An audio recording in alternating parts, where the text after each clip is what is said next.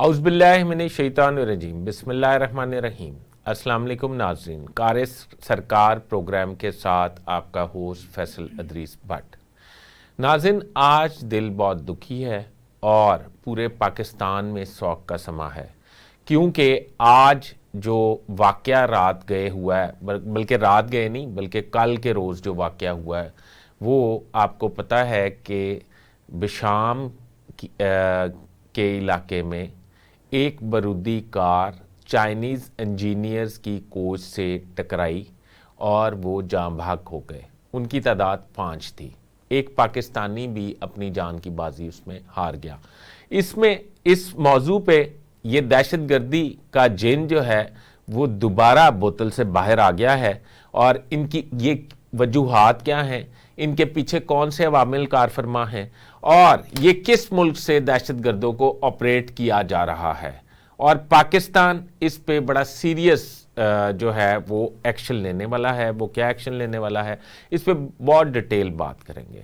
اس کے علاوہ ہم بات کریں گے اپنے دوسرے سیگمنٹ میں، آپ کو جس طرح کہ پتہ ہے حکومت کے حوالے سے اور حکومت میں ہونے والے اعلیٰ تقرر و تبادلوں کے حوالے سے کہ جو ایکسپیکٹڈ ہے، جو مستقبل میں ہونے جا رہے ہیں۔ آپ نے ہمارا پورا پروگرام دیکھنا ہے اور ہمیں فیڈ بیک ضرور دینا ہے، کیونکہ یہ پروگرام کا فارمیٹ ہی نیا ہے اور صرف آپ کے لیے یہ تشکیل دیا گیا کہ آپ کو اویئرنیس رہے حکومت کیا کر رہی ہے، اور حکومت میں اس وقت عوام کی فلاح و بہبود کے لیے کیا کام ہو رہے ہیں، اور اپنی اکانومی کو بہتر کرنے کے لیے کیا اقدامات کیے جا رہے ہیں۔ تو ناظرین، شروع کرتے ہیں نہایت دکھی خبر سے۔ ایک کانوائے جو اسلام آباد سے چلا وہ کوہستان جا رہا تھا۔ اس کانوائے میں جہاں سیکیورٹی فورسز بھی تھیں، وہاں پہ 5 چینی انجینئر جو ڈیم پہ کام کر رہے تھے وہ اسلام آباد سے چلے اور بشام کے علاقے میں پہنچے تو ایک بارودی کار ان کی کوچ سے ٹکرا گئی۔ یہ ایک خودکش حملہ تھا، اس میں وہ 5 چینی جو ہیں وہ جاں بحق ہو گئے اور ایک پاکستانی جو ہے وہ بھی اپنی جان کی بازی ہار گیا۔ اب یہاں تک تو یہ خبر ہے۔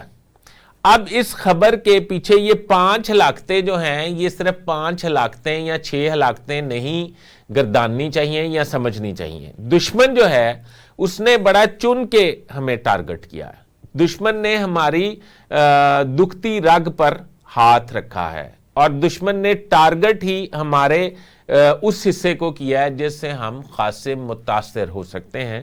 پر الحمدللہ پاکستان کی فورسز اور پاکستان کی حکومت یہ اور عوام اس ایک ایشو پہ سارے ایک پیج پہ ہیں، ایک پلیٹ فارم پہ اکٹھے ہیں، اور سارے ہی اس بات کی مذمت کرتے ہیں۔ وہ کوئی سیاسی پارٹی ہو یا کوئی سیاسی سرکاری ہو یا کوئی مطلب عام عوام ہو، یہ سارے پاکستان کی سیکیورٹی فورسز کے پیچھے یکمشت کھڑے ہیں۔ یہ ایک ایسا پیج ہے پاکستان میں، یا ایسا موضوع ہے جس میں پاکستان میں تمام لوگ جو ہیں وہ اس ایک نقطے پر اکٹھے ہیں، یکمشت ہیں۔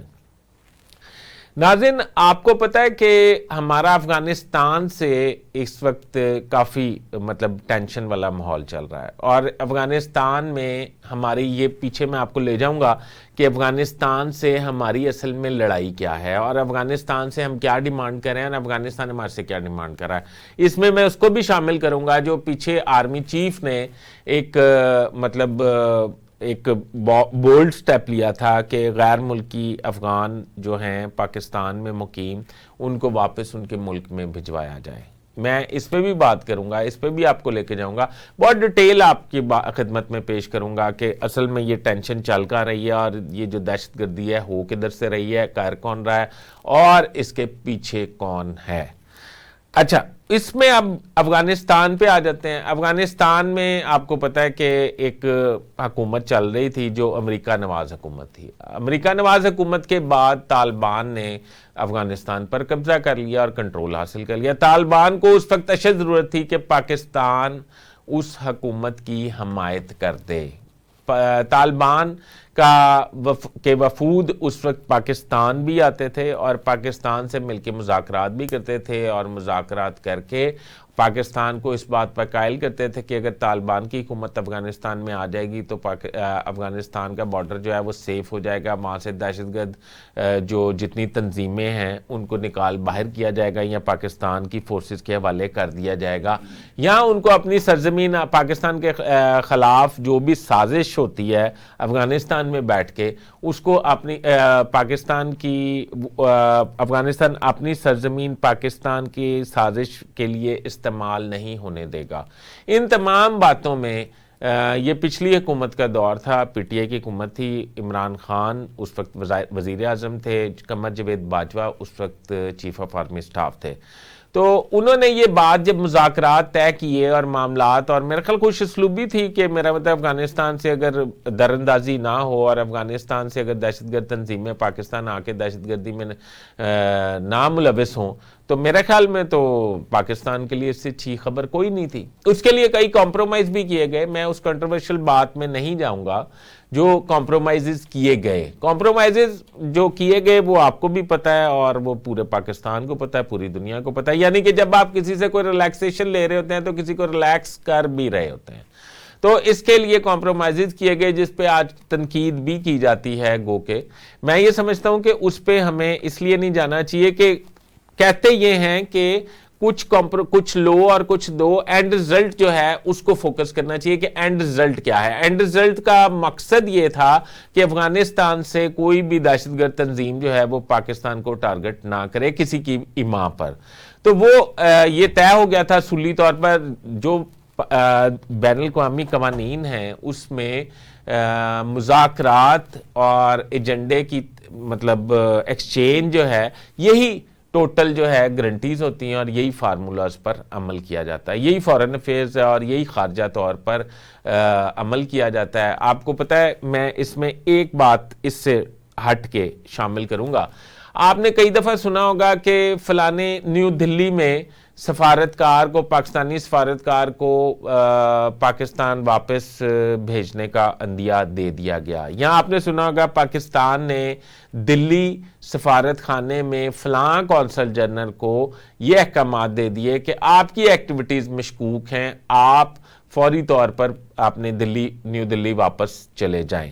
اس کی وجہ کیا ہے؟ دنیا کے ایس او پیز ہیں، شملہ معاہدہ ہے، اور ویسے بھی ایک مطلب ایس او پیز ہیں، مطلب سادی بات بتاتا ہوں آپ کو، وہ یہ کہ کوئی بھی دنیا کے کسی امبیسی میں اگر کوئی آفیسر کسی ملک کا تعینات ہوتا ہے تو اس کو ہر استثناء ہوتا ہے کہ وہ اس کے خلاف وہ جس ملک میں تعینات ہوتا ہے، یعنی کہ اگر انڈیا کا کوئی امبیسڈر یا سفارتی عملہ پاکستان میں انڈین امبیسی میں موجود ہوگا تو وہ راہ کے لیے کام کر رہا ہو، وہ راہ کے ہی پے رول پہ ہو، وہ پاکستان کے خلاف کسی ایکٹیویٹی میں ملوث ہو، پر پاکستان کو یہ استحقاق حاصل نہیں ہوگا کہ وہ اس شخصیت یا اس عملے کے خلاف کوئی بھی قانونی چارہ جوئی کرے۔ جب پاکستان کے پاس کوئی ثبوت آ جائیں گے تو وہ ادھر پاکستان سے اس کو نکلنے کا حکم دے سکتا ہے، یعنی کہ یہ ایک سفارتی عملہ جو ہے، یہ فارن افیئرز کے آفسز جو ہیں یا یہ جو ڈپلومیٹس ہیں، ان کو ایک کور ہوتا ہے کہ وہ اس کور میں کوئی بھی ایکٹیویٹی کر سکتے ہیں اپنے ملک کے مفاد کے لیے، مطلب انڈر دی گراؤنڈ بات یہ ہے۔ اچھا، وہ مختصر یہ کہ طے ہو گیا، جب طے ہو گئے سارے معاملات تو پتہ یہ چلا کہ پاکستان میں تو کافی سارے لوگ ایسے آتے ہیں جو بھارت کے راہ کے پیرول پہ ہوتے ہیں اور پاکستان میں آ کے اپنی مذموم ایکٹیویٹیز کرتے ہیں۔ ایک گلبھوشن یادیو پکڑا گیا ہے، ابھی بڑے یادیو جو ہیں پاکستان میں گھوم رہے ہیں جن کو پکڑنے کی ضرورت ہے اور ان کے خلاف آپریشن کرنے کی ضرورت ہے۔ یہ پاکستان میں جو دہشت گردی ہو رہی ہے یہ اس کے پیچھے ایک اور ملک ہے، افغانستان نہیں ہے۔ میں آگے چل کے آپ کو بتاتا ہوں۔ میں آپ کو یہ بھی بتاتا ہوں کہ افغانستان میں ٹی ٹی پی، القاعدہ اور اس قسم کی 13 ایسی جماعتیں ہیں جو اس وقت پاکستان میں یعنی کہ پاکستان کو دہشت گردی کا نشانہ بنا رہی ہیں. القاعدہ بھی ہے, داعش بھی ہے, ٹی ٹی پی بھی ہے اور کافی ساری جماعتیں ہیں, اور یہ افغانستان میں بیٹھ کے پوری دنیا میں ٹارگٹ کرتی ہیں. یعنی کہ میرے پاس وہ 13 جماعتوں کی لسٹ ہے, پر میرا خیال اس پروگرام میں وہ ذرا بات لمبی ہو جائے گی. ہم پاکستان تک رہتے ہیں کیونکہ پاکستان میں یہ افسوسناک واقعہ جو ہے ہوا ہے. اچھا, وہ جو ٹی ٹی پی ہے وہ ہر پاکستان میں ہونے والے حملے کی ذمہ داری جو ہے وہ قبول کر لیتی ہے. اب پاکستان حکومت نے افغانستان سے یہ کہا کہ جناب آپ سے یہ بات ہوئی تھی, یہ طے ہوا تھا, ہم نے آپ کا خیر مقدم کیا تھا, آپ کی حکومت کا, طالبان کی حکومت. طالبان کی حکومت کا مطلب یہ ہے طالب کا مطلب یہ ہے کہ اللہ کے احکامات پر چلنے والا یا سیرت النبی پر چلنے والا. ٹھیک ہے جی, اس کو ہم مومن سمجھتے ہیں, ہم اس کو طالب یا طالبان سمجھتے ہیں. طالبان کا مطلب یہ نہیں ہے گن لے کے تو جہاد کرنے والا, بالکل نہیں ہے, اللہ تعالیٰ کے احکامات پہ عمل کرنے والا. تو اب ہم نے کہا کہ ہم نے آپ کی حکومت کا خیر مقدم کیا تھا, اب آپ مجھے یہ بتائیں کہ جب ہم نے آپ کا خیر مقدم کر دیا اور سارے معاملات ہو گئے, اس کے بعد ابھی تک کی صورتحال یہ ہے کہ آپ کے ملک سے مسلسل پاکستان پر دہشت گرد حملے ہو رہے ہیں, اور پاکستان میں دہشت گرد حملے ہو رہے ہیں. آپ یا تو وہ ٹی ٹی پی کے جو لوگ ہیں یا داعش کے جو لوگ ہیں یا القاعدہ کے جو لوگ ہیں, وہ ہم ان کے خلاف جب کارروائی کرنے لگتے ہیں تو وہ بھاگ کے افغانستان چلے جاتے ہیں اور افغانستان میں جا کے پناہ لے لیتے ہیں. اور وہ اسپیسیفک انہوں نے بتا بھی دیا کہ اس ایریے میں وہ مقیم ہیں, تو اگر آپ ہمیں اجازت دیں تو اگر آپ کچھ نہیں کر سکتے تو ہم خود انہیں پکڑ کے ادھر مار لیں گے اور مارتے ہوئے لائیں گے. مطلب پاکستان فورسز جو ہیں وہ انہوں نے کوئی ویکنس کا اظہار نہیں کیا کہ بھائی جان ہماری جان چھڑائیں, معافی تلافی کرائیں. انہوں نے کہا تسی وچ نہ ہو, اسی یہ نہ نبڑ لینے ہیں. افغانستان حکومت نے ہلو عجت سے کام لینا شروع کر دیا. ہلو عجت سے کام اتنا لینا شروع کیا کہ اچھا ہم بات کر رہے ہیں. پھر انہوں نے ایک یہ بھی بہانہ گھڑا اور انہوں نے کہا کہ دیکھیں بات سنیں, وہ اصل میں طالبان کے گروپس کئی جو ہے نا ان کی حمایت کرتے ہیں. انہوں نے کہا ہمارا مسئلہ ہی نہیں ہے, دہشت گرد تنظیمیں ہیں, ان کا خاتمہ کرنا چاہیے, یہ ایک نکاتی ایجنڈا ہے, اس کے علاوہ تو کوئی ایجنڈا ہے ہی نہیں. تو انہوں نے کہا اچھا ٹھیک ہے جی. انہوں نے اس بات پہ عمل کرنے کی بجائے ہمارے سے تعلقات خراب کرنے شروع کر دیے. کبھی وہ بارڈر پہ ایل او سی پہ فائرنگ کر دیتے تھے, کبھی وہ پاکستان کی حدود میں گھس کر کسی کی جان لے لیتے تھے, مطلب کسی سیکیورٹی فورسز پر حملہ آور ہو جاتے تھے. پاکستان پھر جوابی کارروائی تو کرتا تھا نا, پھر پاکستان جوابی کارروائی کرتا تھا, اس کے جواب میں ایل او سی پہ بارڈر جو ہے وہ بند ہو جاتا تھا, پھر افغانستان میں نہ سماجت کرتا تھا, پھر پاکستان کھول دیتا تھا مذاکرات کے بعد. پر اس دفعہ جو ہے نا وہ بہت غلط ہوا. غلط یہ ہوا ہے کہ پاکستان اور چائنا, یہ آپ نے سن رکھا ہوگا کہ پہاڑوں سے اونچی سمندر سے گہری ان کی دوستی ہے. چائنا نے پاکستان کا بہت جگہ پہ اور بہت دفعہ ساتھ دیا ہے. اب صورتحال یہ ہے کہ جب چائنا اور پاکستان ایک پیج پہ ہیں تو بھارت یہ چاہتا ہے کہ پاکستان جو ہے چائنا جو ہے وہ پاکستان سے علیحدہ ہو جائے اور پاکستان کو سپورٹ کرنا بند کر دے, یا پاکستان کے کسی بھی دنیا کے کسی بھی فورم پر پاکستان کو ڈیفینڈ کرنا بند کر دے.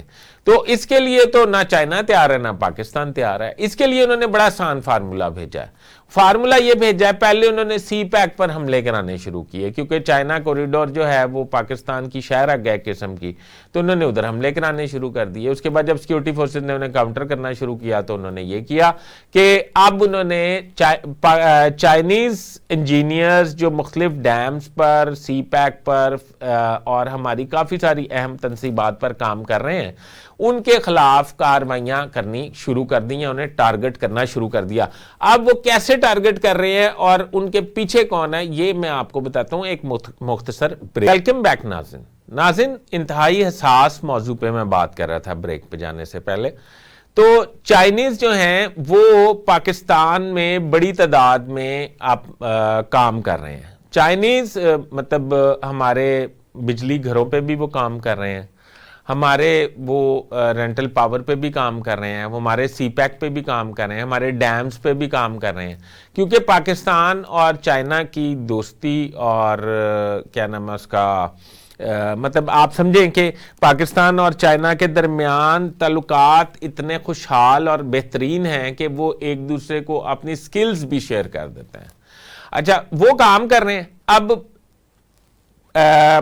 کل 5 چائنیز انجینئرز ڈیم پر جا رہے تھے، کوہستان انہوں نے پہنچنا تھا، اسلام آباد سے وہ نکلے اور بذریعہ شانگلہ کوہستان جا رہے تھے۔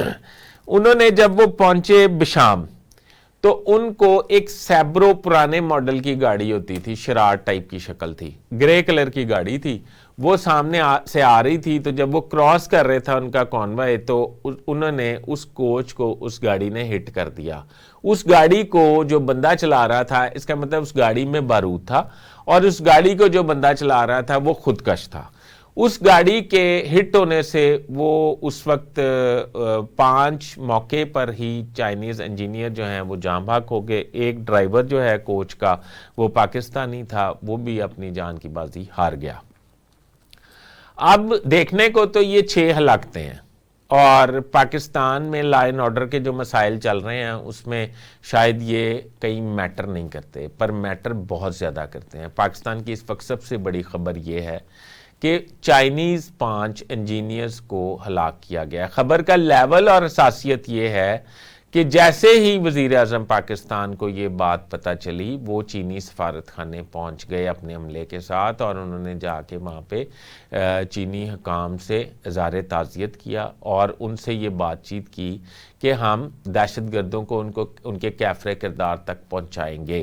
وزیر اعظم نے کافی دیر وہاں گزاری اور ان کے دکھ میں برابر کے شریک رہے، اور اپنے جذبات کا اظہار نہ صرف لکھ کے کیا بلکہ اپنے میسج میں کیا۔ وہاں پہ انہوں نے فارن منسٹر سے بھی بات کروائی، چائنیز فارن منسٹر سے بات کی جو سٹنگ جرنل ہیں آئی تھنک، تو ان سے بھی بات کرائی۔ وزیر اعظم نے ان کو یہ یقین دہانی کرائی کہ ان کے جو شہری ہیں 5 جن کی ہلاکت ہوئی ہے، ان کے ملزمان کو نہ صرف کیفر کردار تک پہنچایا جائے گا بلکہ ان کے سامنے ان کو مطلب لایا بھی جائے گا، بے نقاب بھی کیا جائے گا۔ بے نقاب کرنا کیوں ضروری ہے؟ کیفر کردار تک پہنچانا ضروری نہیں ہے، وہ تو ایک اینڈ والی بات ہے۔ بے نقاب کرنا اس لیے ضروری ہے کہ یہ ایک بہت ہی سوچی سمجھی سازش کی گئی ہے، چائنا کے خلاف نہیں، یہ پاکستان کے خلاف سازش ہے۔ یعنی کہ جو ہلاک ہوئے ہیں وہ چائنیز ہوئے ہیں، سازش پاکستان، اس میں ڈیمیج اور ڈنٹ جو پڑا ہے وہ پاکستان کو پڑا ہے۔ پاکستان کو اس طرح پڑا ہے کہ جو بارڈر پار افغانستان میں دہشت گرد تنظیمیں اس وقت پاکستان کے خلاف جہاریت کر رہی ہیں یا پاکستان میں دہشت گردی میں ملوث ہیں، ان دہشت گرد تنظیموں کو فنڈنگ جو ہے وہ را کر رہی ہے، یعنی کہ وہ بھارت کر رہا ہے۔ اب ہمارے ہمسایہ ملک میں اس وقت الیکشن کا دور چل رہا ہے۔ الیکشن کے دور کے لیے مودی کا ایک یک نکاتی ایجنڈا ہے، منشور ہے کہ وہ مسلم دشمن مطلب اپنی وہ دکھا کے کارکردگی دکھا کے تو وہ ہندو ووٹ جو ہے اس کو حاصل کرتے ہیں بڑی تعداد میں۔ اب مودی نے ظاہری بات ہے ڈیفینیٹلی انٹیلیجنس کو ٹارگٹ دیے ہوں گے کہ وہ پاکستان کے حوالے سے تھوڑا محاذ گرم کریں، تو انٹیلیجنس کے پے رول پہ ہیں ٹی ٹی پی اور القاعدہ اور داعش اور یہ تنظیمیں جو ہیں۔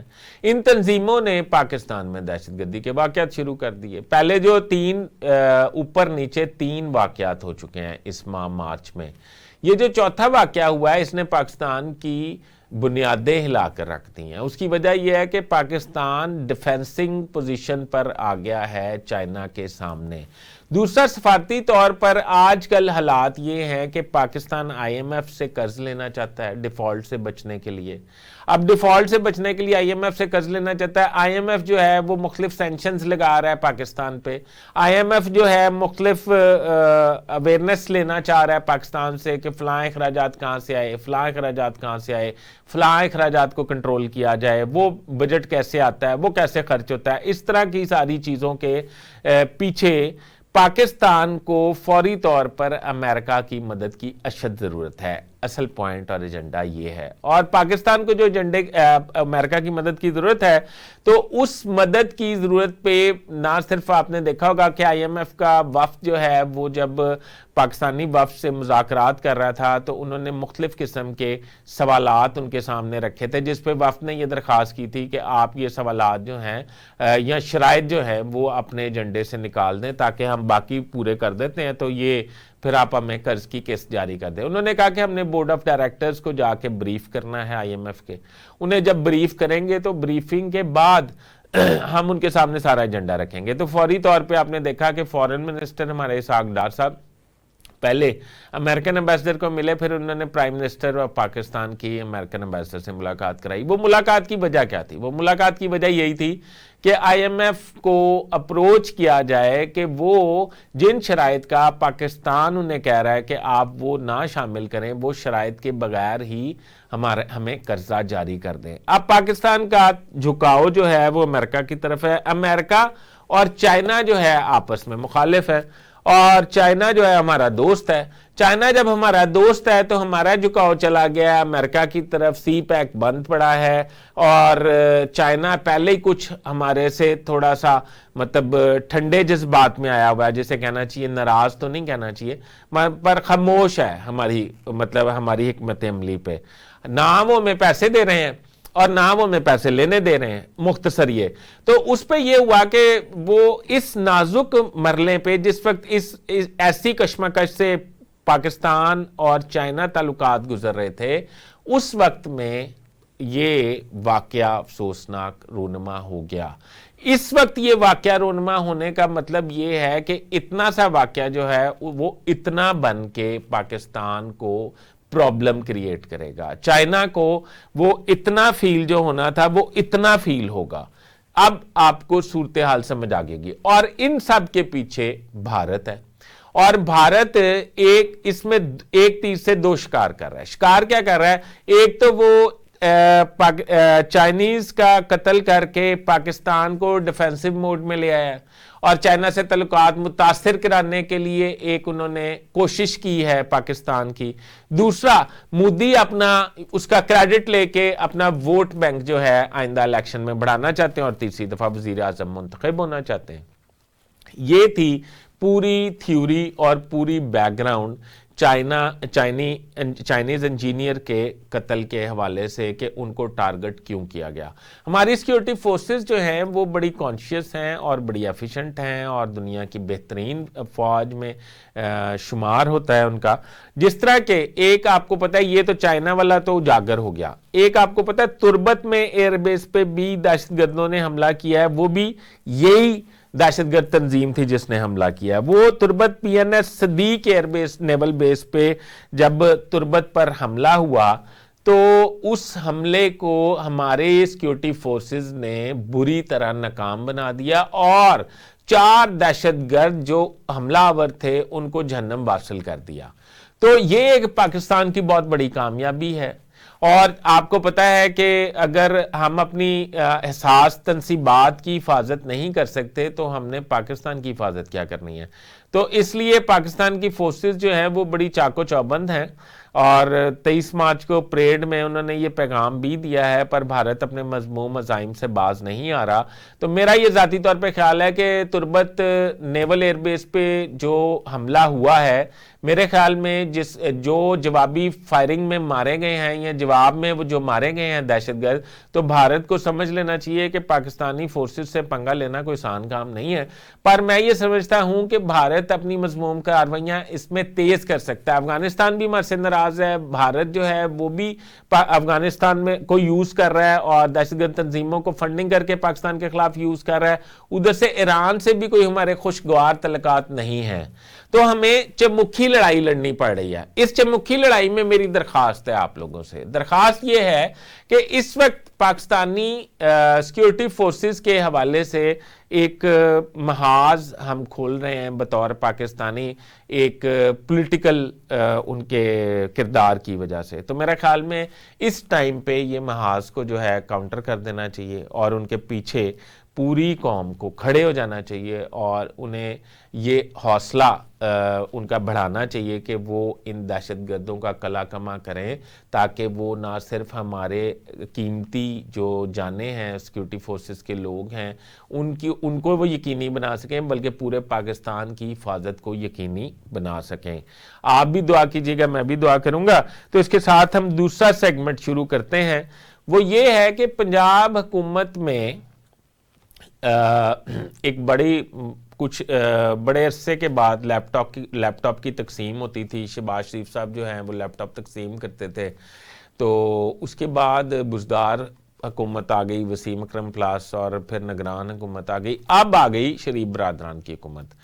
مریم نواز صاحبہ جو ہیں وہ وزیر اعلیٰ ہیں۔ مریم نواز صاحبہ کا یہ ایک بڑا اچھا اقدام ہے کہ انہوں نے طلبات کے لیے 20,000 بائکس کو آسان اقساط پر دینے کا اعلان کیا ہے۔ ہمارے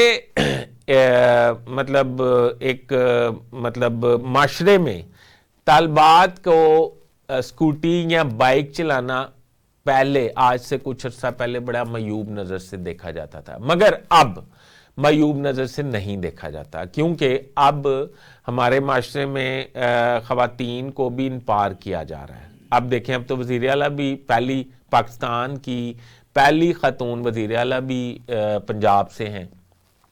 اب اور اصل میں تو کہتے ہیں، یہ ویسے ایک لائٹر نوٹ میں کہہ رہا ہوں کہ پنجاب میں تو ہے ہی خواتین کی حکومت، آپ کو پتہ ہی ہے، اور میلز تو آپ کو پتہ ہے وہ پیچھے ہیں، خواتین ہی ان پہ جو ہے سایہ کیے ہوئے ہیں۔ تو کہنے کا مقصد یہ ہے کہ یہ جو طلبات کے لیے سیکیورٹیز کا اعلان کیا گیا ہے آسان اقساط پر، اس کے لیے جماعت اسلامی کے ایک رہنما ہیں وقاص احمد بٹ۔ وقاص احمد بٹ کی کچھ تجاویز ہیں جو انہوں نے وزیر اعلیٰ پنجاب مریم نواز صاحبہ کے لیے بھجوائی ہیں، وہ میں اپنے پروگرام کی وسادت سے آپ کی خدمت میں پیش کرتا ہوں۔ اب میں یہ سمجھتا ہوں کہ پنجاب گورنمنٹ کو اس تجاویز پر ضرور عمل کرنا چاہیے۔ یہ ایسی تجاویز ہیں کہ ان پر غور کیا جا سکتا ہے۔ اب وقاص احمد بٹ یہ کہتے ہیں کہ خواتین کو 1,000 الیکٹرک بائک، 19,000 پیٹرول بائک جو ہیں وہ دیے جانے کی بات کی گئی ہے۔ ان کا پہلا نکات یہ ہے کہ وہ چاہتے ہیں کہ 1,000 الیکٹرک بائک کی بجائے 20,000 ہی الیکٹرک بائک ہونی چاہیے۔ اس کی بنیادی وجوہات وہ بتاتے ہیں۔ پہلے تو ویسے تو ان کا یہ نکات نہیں ہے کہ 20,000، وہ کہتے ہیں آدھی کر لیں، 10,000 الیکٹرک کر لیں، 10,000 پیٹرول کر لیں۔ وہ یہ کہتے ہیں کہ ہماری جو بیٹی ہے جو وہ بائک لے گی، وہ جب پیٹرول بائک لے گی تو وہ ایک بائک لے کے جب اپنے اسکول، کالج، یونیورسٹی، اپنے آفس جا رہی ہوگی تو وہ پیٹرول پمپ پہ ایک لمبی قطار میں کھڑی ہو کر، میلز کی قطار میں کھڑی ہو کر اس میں پیٹرول فل کرائے گی، جو کہ میرا خیال ہے کہ اس کے ساتھ شاید ناانصافی ہے۔ بڑا ویلڈ پوائنٹ ہے۔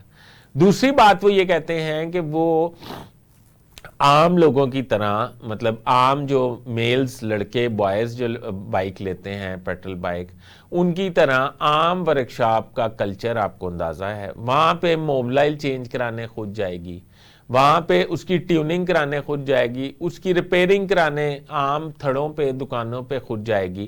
تو میرا خیال یہ ہے کہ اس کو سہولت دیتے دیتے ہم اس کے مسائل میں اضافے کا باعث بنیں گے۔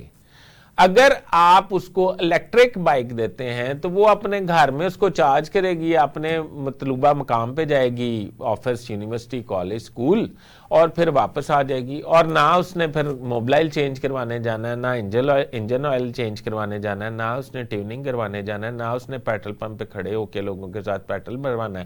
تو میرا خیال یہ ہے کہ وزیر اعلیٰ صاحبہ کو اس نکات پر عمل کرنا چاہیے۔ اب وقاص احمد بٹ کی تجاویز قابل غور کیوں ہیں؟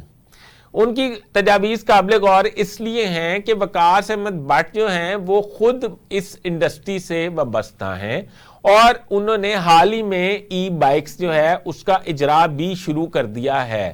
تو پہلے وہ دوسری پیٹرل بائکس بناتے تھے، اب انہوں نے ای بائکس کا اجرا شروع کر دیا ہے اور میرا خیال تیزی سے ہی کام جاری ہے۔